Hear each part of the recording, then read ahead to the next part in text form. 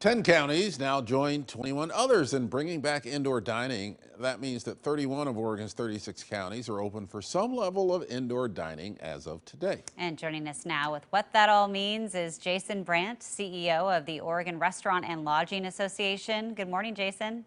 Good morning. Thanks for having me. Yeah, so hopefully this is, welcome news, I would think, from restaurant owners. What are you hearing about this change in the risk level for so many of them? Well, for many of them, they've been in extreme risk for months. So this is a big deal for them, moving in the right direction. There's still quite a bit of fear and anxiety out there, though, regarding the 2 week at a time open close status. So as you mentioned in your reporting there, a number of counties have moved in the wrong direction. And we also have Douglas County down in Southern Oregon that has to close indoor dining again as of today when they've had it open the last 2 weeks. So as you can both probably realize, I mean, that's a big impact on employee schedules, on food waste.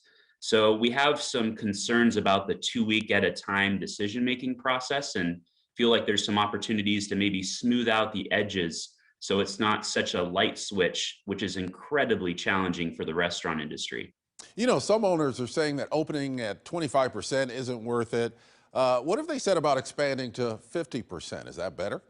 Yeah, it is. And I think a lot of folks will continue to open up even at 25%. When you couple the outdoor dining opportunities with some indoor dining, it truly is better than just outdoor dining for most. Now, having said that, the details are really important in that moderate and high risk category.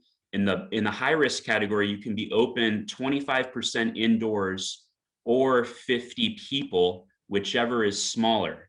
So if you think about that for smaller restaurants, the smaller your footprint, the more likely you're going to be able to use your 25%.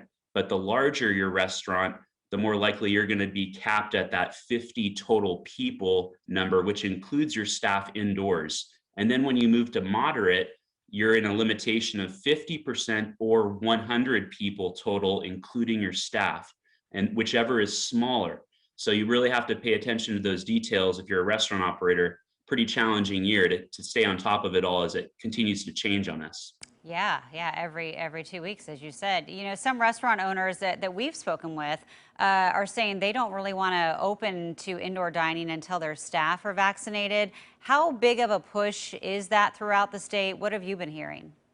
Yeah, so we're expecting an announcement from the governor today, actually, as a part of her press conference. So we're not exactly sure what groups are going to be included, but naturally, all industries have a lot of questions about who comes next in the vaccination schedule after we're vaccinating all of our seniors during the month of March.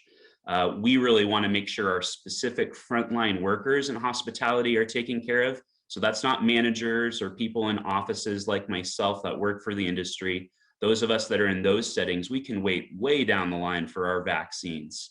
What we want to make sure is that on the lodging side, the front desk clerks that are helping coordinate emergency shelter, the housekeepers, and then on the restaurant side, the consumer-facing employees, as well as the kitchen staff, those are our frontline workers, our essential workers, if you will, that really need access to that vaccine as soon as possible.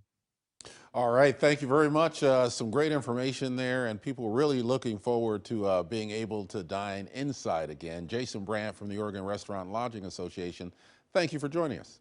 My pleasure. Thank you so much. And of course, you can get the breakdown of the risk level guidance in your county on KOIN.com. Well, Governor